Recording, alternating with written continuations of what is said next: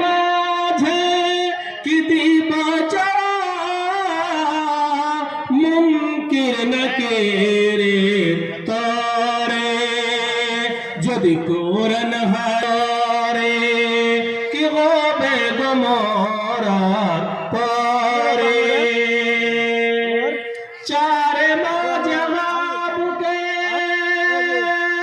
ফরজ নেছি ইয়াতে মাযহাবে আমল করেছি চারে মাযহাবকে ফরজ নেছি ইয়াতে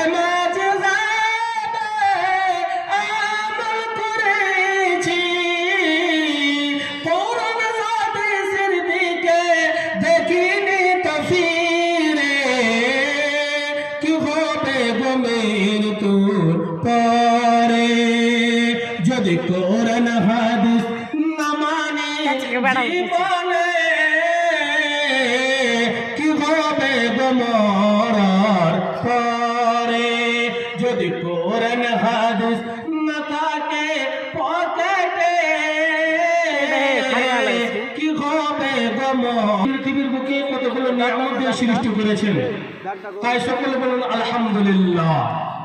তারপরে পরে তার ধর্মীয় নেতা মুহাম্মদ লাল আরবের দুলাল নবী আহমদ নবী মুহাম্মদ সকলে বলুন সাল্লাল্লাহু আলাইহি ওয়াসাল্লামের প্রতি কোটি কোটি শান্তির ধারা বর্ষিত হোক।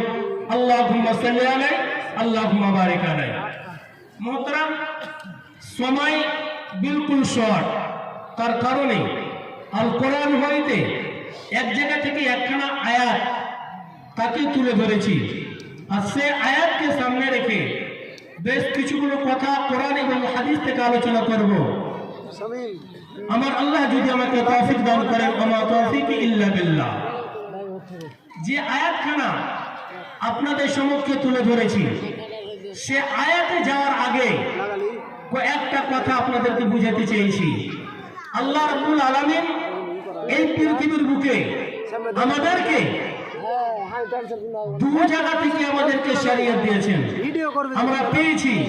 একটা হলো আল্লাহর কোরআন এবং আরেক জায়গা থেকে যে আমরা পেয়েছি সেটা হলো নবীর হাদিস।